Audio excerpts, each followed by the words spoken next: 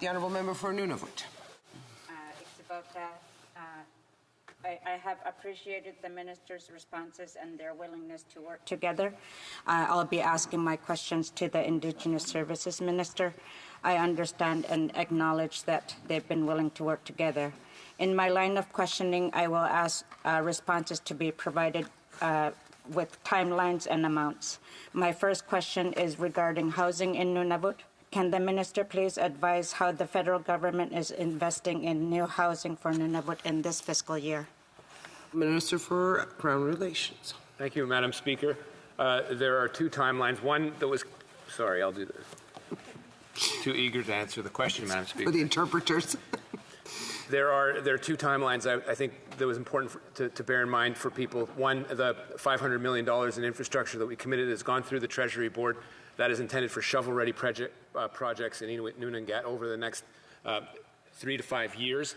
And conscious of the construction season as well, we announced during our campaign a commitment to a specific Inuit amount in housing of $300 million. We want to get that out as quickly as possible. Obviously, we'll work with partners, including ITK and the territorial government. Thank you. The Honourable Member for Nunavut. Does the minister have data related to how many units are needed in Nunavut, First Nations, Métis, and Inuit communities? The Honourable Minister. Madam Speaker, we have rough understandings of the massive underfunding that exists across Canada. In Inuit Nunangat, there was a very good report produced by Inuit Tapiriit Kanatami through Ernst & Young. It is very detailed. We appreciate that cooperation that we do have ITK. This is a double work that we have with the territorial governments as well as ITK. We do have an appreciation, but we need to refine it throughout the next couple of years as we close the gap for 2030 as we committed to. The Honourable Member for Nunavut. Is the minister aware of the cost of building a house in Nunavut? Minister.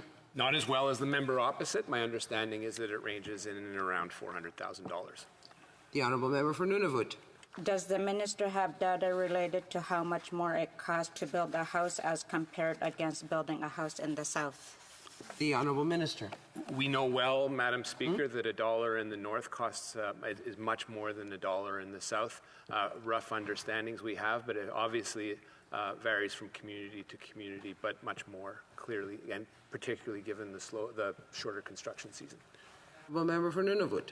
Housing was a main campaign issue in this last election. The Liberal government promised 4 years ago to deliver an urban, rural, and northern Indigenous housing strategy. Can the minister provide a timeline of when this work will begin? The Honourable Minister. Thank you, Madam Speaker. The platform commitment of this government was $300 million. That supplements the various initiatives that we have throughout 4 to 5 ministries within this government. We're committed to committing that distinctions-based investment in short order. Obviously, the timelines are within the next 3 to 5 years as we deploy these capital. The Honourable Member for Nunavut. Has the minister reached out to First Nations, Métis, and Inuit to initiate the dialogue towards the development of this strategy? The Honourable Minister. Again, that is the purview largely of the Minister of Indigenous Services. It is my responsibility with respect to self-governing nations as well as the Inuit with the territorial government. We have begun that process. It is a process that needs to be done in detail over a span, to the best of my recollection, of the next 18 months to quantify that gap that we all lament in Canada. The Honourable Member for Nunavut. Other than COVID-19, what has been the delay of starting the drafting of the strategy, which was promised 2 years ago, 2 years before the COVID pandemic started? The Honourable Minister. I would say, 1, there's no excuse. 2, it has largely been due to COVID. The Honourable Member for Nunavut. By how much will the minister increase short and long-term federal investments in housing in Nunavut and Indigenous communities now and in the future? Honourable Minister. Well, Madam Speaker, as I said previously, there are those amounts that have been announced for Inuit Nunangat of $500 million and $300 million, respectively. Within Indigenous Services Canada and Crown Indigenous Relations, there is a sum of $6 billion that has been earmarked for infrastructure writ large. Again, this investment does span across departments, including the Ministry of Housing. There have been rapid housing initiatives, but this is a whole of government approach, including infrastructure and other departments, and including territorial and provincial governments. Honourable Member for Nunavut. Still related to housing, but more focused on seniors. What investments will be included for long-term care homes in Nunavut, First Nations, Métis, and Inuit communities in Canada? The Honourable Minister.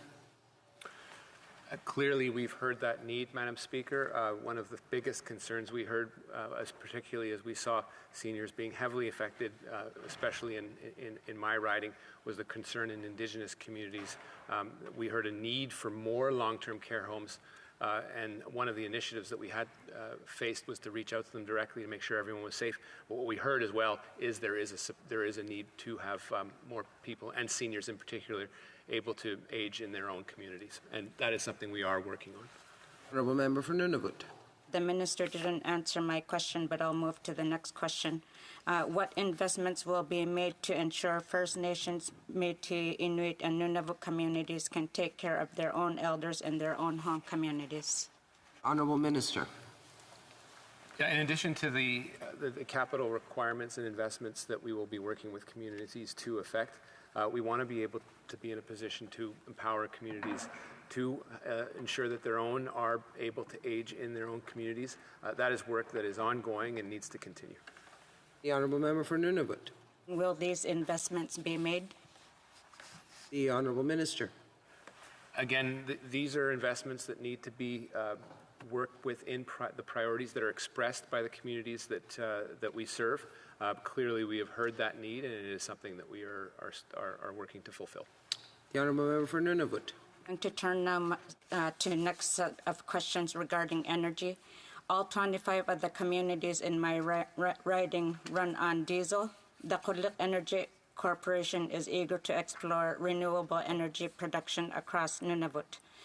In the 2019 election, Prime Minister Trudeau committed to moving all Inuit communities off diesel power to clean energy by 2030.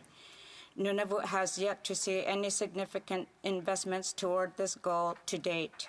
Iqaluit has plans on the shelf for a hydroelectric dam. My first question is, when will these investments begin? Just a reminder, it will be the last question for the Honourable Member from Nunavut because we are out of time. And just a reminder, we cannot use names of current members in the chamber. The Honourable Minister. Thank you, Madam Speaker. I can't commit to a current timeline. These are projects that we want to prioritize, but they have to be done in partnership with the communities. Obviously, that commitment of the Prime Minister was to get the communities off diesel.